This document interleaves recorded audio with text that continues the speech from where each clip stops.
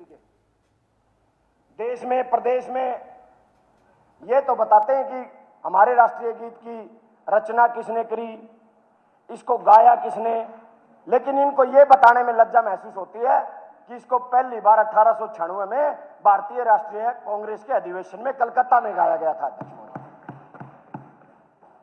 हैरानी की बात है अध्यक्ष महोदय, सतयुग का नाम सुना, त्रेता युग का नाम सुना, द्वापर युग का नाम सुना, अरब युग है, कलयुग है, लेकिन अध्यक्ष महोदय कलयुग नहीं घोर कलयुग है।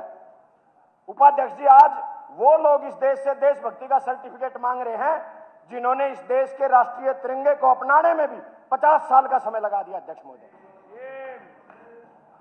उपाध्यक्ष महोदय, हैरानी की बात है, कांग्रेस से तो 70 साल का हिसाब मांगते हैं और अपना 11 साल का हिसाब नहीं दे पाते। वो कई बार उपाध्यक्ष महोदय नेता के भाषण फंसते हैं, लेकिन मेरे काबिल दोस्तां का कांग्रेस का नाम पेट में फंसा रहे है, बात अपनी भी कहनी हो तो भी कांग्रेस का नाम जरूर लेंगे। अपनी नाकामी और अपनी नाकारा नीतियों को छुपाने के लिए कभी नेहरू जी को जिम्मेदार बताते हैं और उराले तो तड़के सांझ हुड्डा साहब का नाम रटी जाओ है। लेकिन हैरानी की बात है उपाध्यक्ष महोदय, कभी अपनी बात नहीं करते। 11 साल का बहुत लंबा अरसा होता है उपाध्यक्ष महोदय, और 11 साल में अगर किसी सरकार की नीतियां सही हैं तो वो कभी पिछली सरकारों की बात नहीं करती। उपाध्यक्ष महोदय, मैं तो ये मानता हूं हुकूमत वह होती है जो खौफ पैदा ना करे, हुकूमत वो होती है जो भरोसा पैदा करे, विश्वास पैदा करे। उपाध्यक्ष महोदय, और सरकार वो होती है जो जनहित में काम करे। जनहित सरकार वो होती है तो जनहित की बात करे।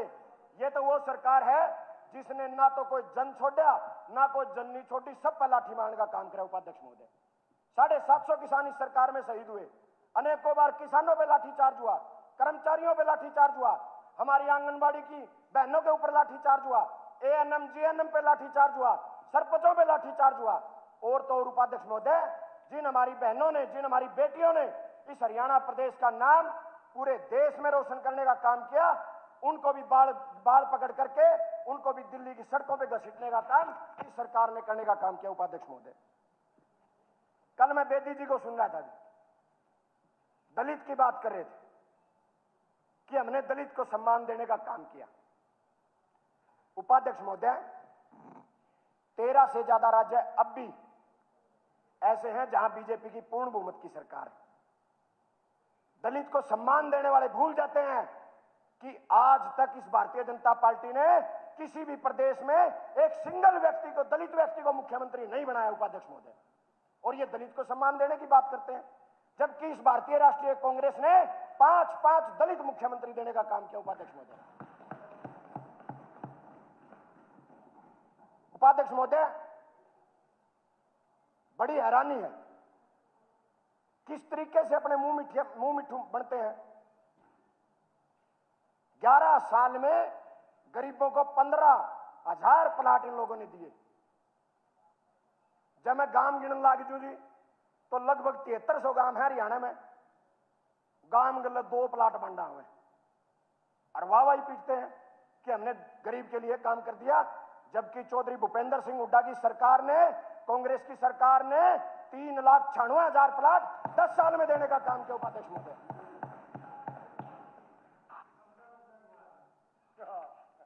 उपाध्यक्ष महोदय, कोई भी सरकार इस कृषि प्रधान प्रदेश में किसान के विकास के बगैर अपनी विकास की नीतियों पे काम नहीं कर सकती। पार्टी का टाइम है जी, घंटी का डराओ ना। उपाध्यक्ष महोदय, कोई बात नहीं। उपाध्यक्ष महोदय, हैरानी इस बात की है, यहां किसान तो कर्जे में डूब रहा है और बीमा कंपनियां मुनाफा कमाने का काम कर रही हैं। पिछले 3 साल में उपाध्यक्ष महोदय, फसल बीमा कंपनी ने हरियाणा से 2,000 करोड़ रुपए कमाने का काम किया। उपाध्यक्ष महोदय, मैं पूरे देश की बात करूं उपाध्यक्ष महोदय, 47,000 करोड़ रुपए बीमा कंपनी ने इस देश से कमाने का काम किया, किसानों से लूटने का काम किया। और उपाध्यक्ष महोदय सरकार जिम्मेवारी की बात करती है। पिछले साल जब जल भराव की स्थिति आई, बाढ़ आई, पूरा प्रदेश डूब गया, और तो हैरानी की बात है उपाध्यक्ष महोदय, उस बाढ़ के दौर में जहां 90% किसान बिना मुआवजे के बच गए, उस बीमा कंपनी ने 900 करोड़ रुपया का प्रॉफिट पिछले साल भी कमा लिया। उपाध्यक्ष महोदय, कंपनियां मुनाफा कमा रही हैं, किसान घाटे में जा रहे हैं। उपाध्यक्ष महोदय, आज मैं काफी अपने साथियों को सुनता हूं, 24 फसलों पे एमएसपी दे दिया। हैरानी की बात उपाध्यक्ष महोदय, यह बात विधानसभा में तो बड़े जोर शोर से उठाने का काम करते हैं, लेकिन 24 फसलों पे एमएसपी देने वाले किसानों के बीच मंडियों में जाने की हिम्मत नहीं जुटा पा रही। उपाध्यक्ष महोदय, एक मंडी निर्धारित कर लो और किसानों के बीच चलो, आपको पता चलेगा आप एमएसपी नहीं दे रहे, बल्कि नमी के नाम के ऊपर खुली डकैती करने की छूट आप लोगों ने दे रखी। उपाध्यक्ष महोदय, जिम्मेवारी की बात करती है सरकार। उपाध्यक्ष महोदय, जब बाढ़ आई उपाध्यक्ष महोदय इस प्रदेश में, इस सरकार ने केंद्र सरकार को जो प्राकृतिक आपदा लिख के देनी होती है वो तक ये सरकार नहीं दे पाई। उपाध्यक्ष महोदय, केंद्र सरकार ने 1500 करोड़ पंजाब को दिए, 1400 करोड़ हिमाचल को दिए, 1500 करोड़ जम्मू कश्मीर को दिए, और जो प्रदेश सबसे ज्यादा टैक्स देता है, सबसे ज्यादा टोल देता है, उस हरियाणा के हाथ खाली रह गए, क्योंकि ये सरकार अच्छे से पैरवी नहीं कर पाई। उपाध्यक्ष महोदय, परिवार पहचान पत्र की बात करूंगा। उपाध्यक्ष नहीं, उपाध्यक्ष महोदय मेरी पार्टी का टाइम है, गीता जी ने नाम बोल लिया, मैं बोलूंगा, मेरी पार्टी का टाइम। परिवार पहचान पत्र की बात करते हैं कि हमने परिवार पहचान पत्र का नाम, मंत्री जी मेरे बोलने के बाद बोलिए प्लीज, रिक्वेस्ट है मंत्री। उपाध्यक्ष महोदय, परिवार पहचान पत्र की बात करते हैं, इस सरकार की सबसे विफल अगर कोई नीति है तो परिवार पहचान पत्र है। उपाध्यक्ष महोदय, पूरे देश में कहीं लागू नहीं, हरियाणा में लागू कर दिया, और हैरानी की बात उपाध्यक्ष महोदय, आज तक इस सरकार को, इस प्रदेश की जनता को यह नहीं पता चला कि इस फैमिली आईडी की इनकम कौन बढ़ा रहा है। अपने आप इनकम बढ़ जाती है, अपने आप लोगों की बुढ़ापा पेंशन कट जाती है, राशन कार्ड कट जाते हैं, और उपाध्यक्ष महोदय आपको हैरानी बताऊं, जिस मानस का घर साइकिल भी ना हो उसका बड़े बड़े ट्रक चढ़ रहे हैं। मेरे परिवार में एक चाचा है, बेचारा गरीब आदमी है, साइकिल भी घर को नहीं, अरे माजरा की गाड़ी चढ़ रही, उतरती को नहीं, ना गाड़ी मिलती ना फैमिली आईडी में तो उतरती। भाई फैमिली आईडी में तो नहीं उतरवाने तो उसकी वहां गाड़ी दे दो। उपाध्यक्ष महोदय, पिछले 10 साल में लाखों बुजुर्गों की बुढ़ापा पेंशन इस फैमिली आईडी से कटी। हैरानी की बात है, मोट रांगडान के किसान ने अपनी बेटी की शादी के लिए, उपाध्यक्ष महोदय, 1 किला जमीन था, डबड़ा बेच दिया अपनी बेटी की शादी के लिए, और जब उसके खाते में पैसे आए तो उसकी फैमिली आईडी की इनकम बढ़ा दी, और उसकी सारी सुविधाएं जो सरकार से मिलती थी, राशन कार्ड कट गया, बुढ़ापा पेंशन कटी। जब पूरे देश में यह फैमिली आईडी नहीं है तो इस हरियाणा में यह फैमिली आईडी क्यों है?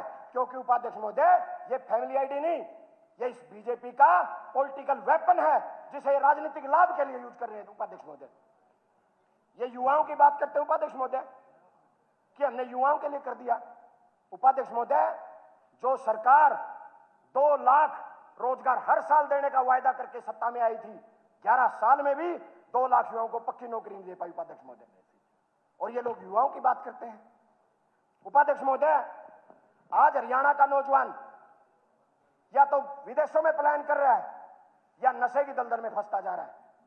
और सबसे बड़ी हैरानी आपको बताऊंगा उपाध्यक्ष महोदय, पहले की सरकारें होती थी, अपने नौजवानों को प्रेरित करती थी कि आप आईपीएस बनो, आप आईएएस बनो।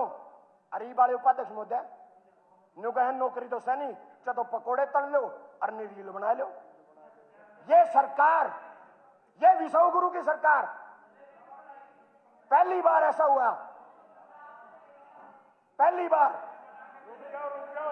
उपाध्यक्ष महोदय, मंत्री जी बैठे। उपाध्यक्ष महोदय, मेरे काबिल साथी कह रहे हैं जलेबी भी बनाई, जब यो हालात रहा तो जलेबी बनाने जोगे भी नहीं रहते। उपाध्यक्ष महोदय, विश्व गुरु की सरकार है, और विश्व गुरु की सरकार में यह पहली बार हुआ है हमारे नौजवान जो विदेशों में नौकरी करने गए 30-30, 35-35 लाख रुपए फूक के गए, उनको बेड़ियों में जकड़ करके वापस रिपोर्ट करने का काम इस विश्व गुरु की सरकार ने पहली बार किया। उपाध्यक्ष महोदय, इस भारत की धरती को ज्ञान की धरती कहा जाता था, जहां कलाम साहब जैसे, जहां आर्यभट्ट जैसे लोग पैदा हुए।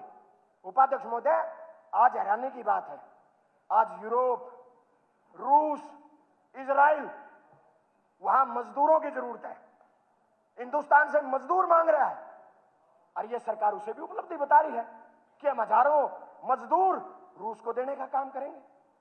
हैरानी की बात है, नौकरी नहीं दे पा रहे, अब हमारे नौजवानों को दूसरे देशों में भेज के मजदूरी भी करवाने का काम ये लोग करेंगे। उपाध्यक्ष महोदय, डीसी रेट पे चर्चा हुई, मेरे काबिल दोस्त बहुत खड़े होकर बोलते हैं डीसी रेट, पहले डीसी रेट लागू था, युवाओं का शोषण होता था, हम एचकेआरएन ले आए। एचकेआरएन में कभी ये नहीं बता पाए कि 4-4 महीने की सैलरी आप एचकेआरएन में नहीं दे पा रहे, 1 साल से लगे बच्चों को डिपार्टमेंट आप नहीं दे पा रहे। और तो और उपाध्यक्ष महोदय, आज मैं ऐसे आंकड़े आपके सामने, इस आपके माध्यम से इस सरकार के सामने पेश करूंगा।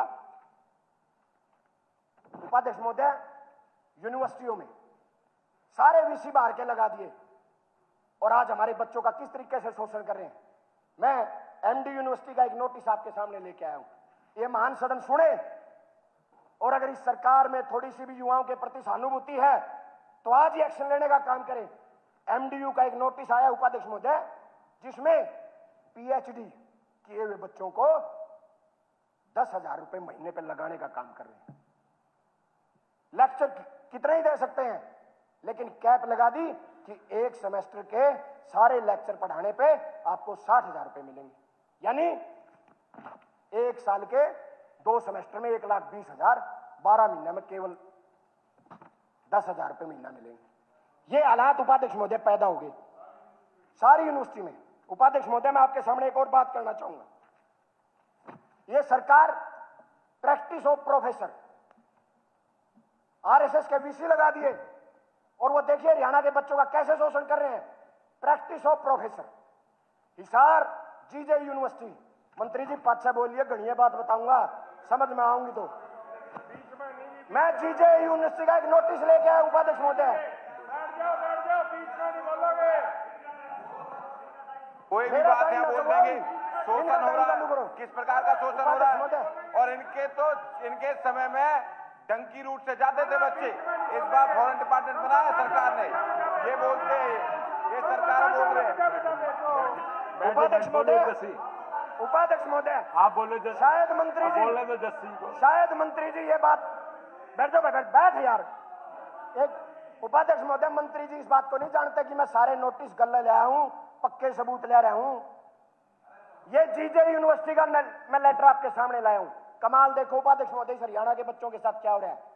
जीजे यूनिवर्सिटी में प्रोफेसर ऑफ प्रैक्टिस हरियाणा से बाहर के बच्चे लगाए जा रहे हैं, मैं नाम भी लेके आया हूं। 80,000 रुपए सैलरी प्लस टीएडीए, यानी 1 लाख रुपए महीना, क्वालिफिकेशन बीए। आरएसएस के वीसी के काम है। दूसरी बताता हूं जी, सेम सब्जेक्ट सेम क्वालिफिकेशन, बाहर के बच्चों को 80,000 रुपए दे रहे हैं, और हरियाणा के, अगर उपाध्यक्ष महोदय मैं झूठ बोल रहा हूं तो आपको लिख के दे देंगे। अगर मेरे पास मैं झूठ बोल रहा हूं तो ये लिख के दे देंगे, बैठा दो इनको, लिख के दे दो आप उपाध्यक्ष महोदय को। मैं फ्लोर ऑफ द हाउस बोल रहा हूं, जो बात बोल रहा हूं सबूत के साथ। आप ऐसे नहीं कह सकते, आपको कंफर्म है कि आप आरएसएस का नाम ले रहे हैं, बताइए। आप ऐसे किसी का नाम नहीं ले सकते, बिल्कुल भी। कल बेदी जी ने लिया जी। नहीं, आपको कोई विधायक जी, आपको कोई अथॉरिटी नहीं है इस प्रकार से। ठीक है, मैं नहीं लेता। आप इस प्रकार से किसी भी बात को कह देंगे, फिर ये बोलते हैं तो आप लोगों को बुरा लगता है, ऐसे नहीं कर सकते आप। उपाध्यक्ष महोदय, प्रोफेसर ऑफ प्रैक्टिस लगाए गए, हरियाणा से बाहर के बच्चों को 80,000 रुपए टीएडीए दिया जाता है, और सेम सब्जेक्ट पढ़ाने पे हरियाणा के बच्चों को 15,000 रुपए दिए जा रहे हैं। कि 180 बच्चे जो स्कॉलरशिप से रिसर्च करेंगे, वो रिसर्च नहीं बल्कि कॉलेजों में पढ़ाने का काम करेंगे। अध्यक्ष महोदय, मैं आपको केवल एक बात कहना चाहता हूं। जस्सी जी वाइंड अप कीजिए। जी, मैं वाइंड अप कर रहा हूं जी। उपाध्यक्ष महोदय, अध्यक्ष महोदय, हमने अभिभाषण में सुना ट्रिपल सी, और मैं ट्रिपल सी का मतलब बताता हूं सरकार का, क्राइम, करप्शन और कास्टिज्म। ट्रिपल आई का भी नाम आया। Triple I, insecurity, irrelevant, ignorance towards public. उपाध्यक्ष महोदय, मैंने ट्रिपल पी का जिक्र सुना, परिवार पहचान पत्र, पार्शलिटी, पार्टीशन ऑफ सोसाइटी। उपाध्यक्ष महोदय, मैं केवल एक बात कहना चाहूंगा, सॉरी अध्यक्ष महोदय, मैं वाइंड अप कर रहा हूं मुझे और मैं केवल इतना कहना चाहूंगा अध्यक्ष महोदय, आपके पास आधा मिनट है, अपना वाइंड अप करें। अध्यक्ष महोदय, स्पीकर कंवर सिंह केवल यादव। इतना कहना चाहूंगा, चंद्रशेखर आजाद जी प्रधानमंत्री थे और वो जब सदन में बोले तो उनकी केवल एक बात कहना चाहूंगा कि चंद्रशेखर जी, जिन हाथों में शक्ति भरी है राज तिलक देने की, उन्हीं हाथों में ताकत है सिर उतार लेने की। केवल इतना कहना चाहूंगा अध्यक्ष महोदय, लास्ट बात आपके माध्यम से। कंवर सिंह यादव। अध्यक्ष महोदय, नहीं, 2:30 बजे सीएम साहब ने जवाब देना है। अध्यक्ष 2:30 जी। बजे। नहीं, माननीय अध्यक्ष जी, नहीं, मंत्री जी एक बात, मेरे को 2-3 लोग बुलवाने, मैं बाद में दे दूंगा समय, बाद में दे दूंगा आपका समय। जैसे माननीय अध्यक्ष जी, समय मैं माननीय राज्यपाल महोदय के अभिभाषण पर धन्यवाद प्रस्ताव का पूर्ण समर्थन करते कंवर हुए सिंह जी, केवल 5 मिनट का समय आपका। कुछ महत्वपूर्ण बातें आपके सामने रखना चाहता हूं। अध्यक्ष महोदय, अभिभाषण केवल औपचारिकता नहीं है, बल्कि हरियाणा सरकार की नीतियां, उपलब्धियां और भविष्य की दिशा को स्पष्ट करने वाला एक संदेश है। अध्यक्ष जी, अभिभाषण में विकसित हरियाणा, विकसित भारत के संकल्प को पूरा करने का एक आधार है। माननीय अध्यक्ष जी, जिस भाई माननीय सदस्य जस्सी जी ने जिस किसान की बात की, उसी के ऊपर मैं अपनी बात कहना चाहता हूं। माननीय अध्यक्ष जी, हमारी सरकार ने किसान को ताकतवर बनाने के लिए, आर्थिक दृष्टि से मजबूत करने के लिए किसान की